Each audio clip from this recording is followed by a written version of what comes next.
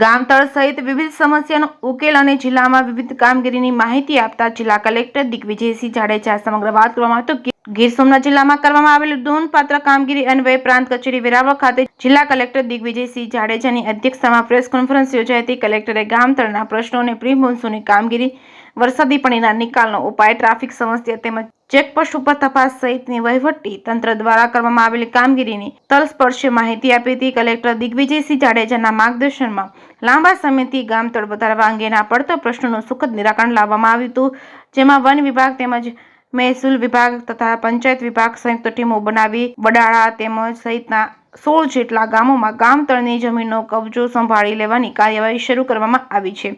જે કેસની ગુજરાતી સાથે મહેશ વાજા, સોમનાથ। આપણા 16 ગામો જે હતા આપણા જિલ્લાના, એટલે હવે એક ગામ તો જુનાગઢ જિલ્લામાં આવી ગયું છે, એટલે કુલ 16 ગામો એવા હતા કે જે ફોરેસ્ટ એરિયાના ગામોને ગામતળનો પ્રશ્ન હતો। હવે આ બાબત છે ફોરેસ્ટ એરિયા હોય એટલે સ્ટેટ ગવર્મેન્ટ મારફતે સેન્ટ્રલ ગવર્મેન્ટમાં એન્વાયરમેન્ટ ફોરેસ્ટ ડિપાર્ટમેન્ટમાં ગઈ હોય, એ લોકોએ ઓલરેડી ત્યાંથી એને જે મંજૂરી જે એના નિયમો આપવાની એ ઓલરેડી ગામતળ માટેની મંજૂરી આપી દીધેલી હતી અને એના આધારે સ્ટેટ ગવર્મેન્ટે 2019માં એનું ઓર્ડરો કરી, ગામ વાઇઝ ઓર્ડર કરી અને જિલ્લા કક્ષાએ મોકલી આપેલા હતા। હવે એમાં જે પહેલી હતી કે ભાઈ કુલ 60.62 હેક્ટર જગ્યા છે એ આ વધારાના ગામતળ તરીકે નિમ કરવાની હતી, તો એટલી જગ્યા સરકારશ્રીએ ફોરેસ્ટને આપવાની હતી, જે ઓલરેડી આપણે બાબરિયા વીડી પાસે આપી દીધી છે અને ફોરેસ્ટને કબજો પણ છે। હવે જે બીજો પ્રશ્ન આવે કે ગામવાર જે પણ મંજૂર થયા છે એ પ્રમાણેના કબજા છે એ ફોરેસ્ટ પાસેથી પંચાયતે લઈ અને ગ્રામ પંચાયતને સોંપવાના। એમાં એવા બધા એક ઓલા હતા, કારણ કે ફોરેસ્ટનો જે હુકમ હોય એમાં અમુક શરતી છે, કારણ કે આખા જગવિખ્યાત ફોરેસ્ટ કહેવું છે, કારણ કે આ સિંહ રહે છે, એટલે અમુક શરતો સાથેના જે મંજૂર થયા હોય, એટલે કે એવી ગેરસમજોને એવું બધું હતું કે ભાઈ આમાં આ લેશું તો એમાં આવું થશે, XYZ લાભ નહીં મળે, પૂરતો લાભ નહીં મળે, એ બધી ગેરસમજના કારણે આ પ્રશ્ન છે અટવાયેલો હતો। જ્યારે આપણા માધ્યમથી આ નોલેજમાં આવ્યો એટલે અમે શનિવારે DCF અને પંચાયત અને દરેક ગામના સરપંચ અને તલાટી મંત્રીની આપણે એક મિટિંગ કરી, એને એક વસ્તુથી વાકેફ કરી। પહેલો વસ્તુ આવે કે ભાઈ આમાં થોડાક દબાણો થઈ ગયા છે, એવો ફોરેસ્ટનો ઇસ્યુ હતો અને પંચાયત એવું છે કે અમને ચોખ્ખું કહીને આપે, એટલે પહેલાં આપણે કે ભાઈ અમે જોઈન્ટ મેજરના ડિમાર્કેટ કરી દઈશું। ડિમાર્કેટ કરી અત્યારે દબાણો સાથે જ કબજો છે એ જે તે પંચાયત સંભાળે છે અને દબાણો દૂર કરવાની જવાબદારી છે એ જિલ્લા કલેક્ટર તરીકે અમે કરશું, રેવન્યુ ડિપાર્ટમેન્ટ દરેકના સહયોગથી। એટલે એમાં એ બધાને અમારામાં વિશ્વાસ મૂકીને એ લોકો એમાં કન્સેન્ટ આપે। બીજો એક મુદ્દો એવો હતો કે આમાં પછી એનો ઉપયોગ શું થઈ શકે, તો દરેક જે નકશા મંજૂર થયા છે દરેક નકશામાં એમાં બધી વસ્તુ આપી જ છે કે આમાં શું થઈ શકે, સ્કૂલ છે, આંગણવાડી છે, બાલવાટિકા છે એ બની શકે, વોટરવર્ક્સના કામો થઈ શકે, રોડ રસ્તા બની શકે અને વિકર સેક્શન માટે મોટી જગ્યા હોય। વિકર સેક્શન શું કે ભાઈ એને 100 ચોરસના પ્લોટ આપી શકાય કે જે કાંઈ પણ જે વસ્તુ આપી શકાય।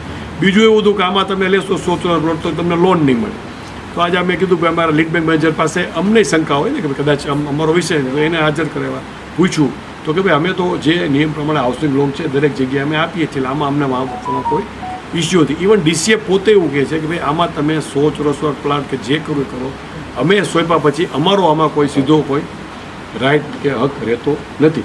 એટલે આવી કોઈ કુશંકાઓ કોઈ આ જે ગામો છે એ પૈકીના કોઈ રાખવા નથી। 2 ગામો ભોજ અને જયપુર છે એમાં હજી થોડો ફોરેસ્ટ તરફથી લોકોના હુકમોનું કોઈ મિસપ્લેસ થયા છે, એટલે એ અમે સોર્ટ આઉટ કરાવીએ છીએ। બાકીના 14 ગામ છે એમાં કોઈ ગામ પંચાયતે કે કોઈ ગ્રામજને કોઈ શંકા રાખવાની જરૂર નથી અને આ કબજા છે એ લોકો સ્વીકારી લે અને અમે તો મંત્રીને કબજા સોંપીએ છીએ, એટલે મંત્રીની અમે અત્યારે બેઠક પણ વર્ચ્યુઅલ મિટિંગ રાખી છે, એ લોકોની શંકા પણ દૂર કરી દઈશું અને આજે 4 ગામના કબજા સોંપાઈ પણ ગયા છે, એટલે બાકીના જે 9 ગામ વધે છે આપણા જિલ્લાના તો એ પણ અમે 2 દિવસમાં કરશું અને આનું જોઈન્ટ મેજરમેન્ટ સર્વે થશે, પ્રોપર ડિમાર્કેશન થશે અને જે તમને સોંપીએ છીએ એ તમારા માટે જ સોંપીએ છીએ, એટલે એ બાબતે કોઈ શંકા રાખવાની જરૂર નથી। આપણે જે એન્ટ્રી પોઈન્ટ છે આપણે ડારી ટોલ પ્લાઝા, નાલિયા માંડવી દીવ સાથે જોડાયું છે અને બીજું છે ગુંદણ ચોક તલાલાવાળું, તો એ 2 છે જુનાગઢ જિલ્લામાંથી એન્ટ્રી થાય છે અને એક છે દીવ સાથે UT સાથેની આપણી છે। એટલે એવી એક રજૂઆતો આવતી હોય છે કે ભાઈ બહારથી વ્હીકલો આવે છે, ઓવરલોડના વાહનો આવતા હોય છે, પ્લસ અમુક પ્રવાસીઓ આવતા હોય છે, ઇલીગલ વસ્તુઓ સાથે રાખતા હોય છે, પછી દીવથી આવતા હોય તો એ રાખતા હોય। પોલીસ ડિપાર્ટમેન્ટ તો કામ કરે જ છે પણ ઓવરલોડનું કામ રેવન્યુ અને RTO પણ કરવાનું હોય છે, તો એક સારી ટીમ વર્કથી સારું કામ થાય અને એટલા માટે આ 3 જગ્યાએ આપણે અત્યારે અમે રાઉન્ડ ધ ક્લોક ઓર્ડરો કર્યા છે અને એક ચેકપોસ્ટ આપણે અત્યારે તો હંગામી છે આપણે ઊભી કરી છે કે જે કાંઈ પણ વાહનો નીકળે ઓવરલોડના હોય કે પછી બીજા વ્હીકલ હોય કોઈ ઇલીગલ વસ્તુ છે તો ચેક કરવું એટલા કર્યું છે. અમારો વિચાર એવો છે કે ભાઈ ટોલ પ્લાઝા છે તો ટોલ પ્લાઝા પાસેથી કોઈ એવી એક એની પાસે કોઈ હોય તો એ જગ્યા લેવી. પછી નલિયા માંડવી છે, ગુંદણ ચોક છે તો ત્યાં પણ કોઈ એવું એક મકાન કોઈ અન્ય યોજનામાં તેમાંથી મળતું હોય તો બનાવવું ને કાયમી વ્યવસ્થા ઊભી કરી જેથી એમ કે સીસીટીવી રાખી શકાય, લાઇટિંગની વ્યવસ્થા હોય, લોકો જે જાય છે બેસે અને પ્રોપર એમાં એનું ફ્રિસ્કિંગ થાય એટલા માટે આ કામગીરી છે. હવે 3 દિવસમાં આપણે છે કુલ 39 વાહનોમાં 3,47,156નો દંડ આપણે ઓવરલોડનો કર્યો છે ને આ કામગીરી છે. મારે એવી ઈચ્છા છે કે આ કાયમી એક આ વ્યવસ્થા ઊભી કરી દેવી.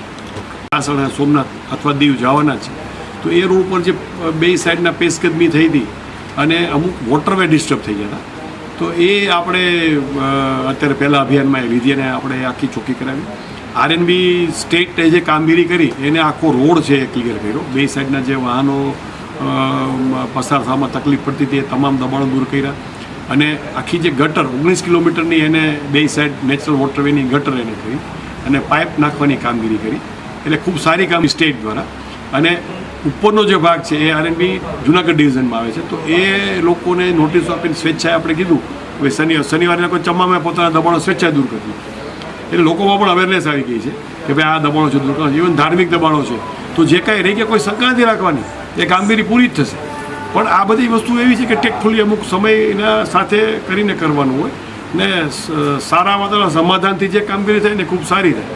એટલે હવે જ્યાં આ વસ્તુઓ રહી ગઈ છે સિટીમાં ને જ્યાં ઇવન વરસાદમાં ખબર પડશે કે વોટર લોગિંગ થાય છે, અમુક ગામના લોકો આવે છે ગ્રામ્ય વિસ્તારના કે ભાઈ અમારા દબાણ વચ્ચે દબાણ થયું છે કે બંધ થઈ ગયું છે તો મોકળા બંધ થઈ ગયા, એ અમે ખુલ્લા કરાવ્યા છે. આ કામગીરી જ્યાં પણ નજરે આવશે કે ધ્યાનમાં આવશે એ કામગીરી ચોક્કસ કરવામાં આવશે, લોકોના હિત માટે કરવામાં આવશે. આ કોઈ પણ રાગ દ્વેષથી કે પ્રિજુડાઇઝ માઇન્ડથી આ કરવામાં આ અમારી ફરજ છે. સરકારી જમીનની જાળવણી કરવી એ દરેક અધિકારીની ફરજમાં આવે છે અને લોકો પણ એમાં સહકાર આપવો જોઈએ. કોઈ એમાં શંકા કુશંકા રાખવાની કોઈ જરૂર નથી.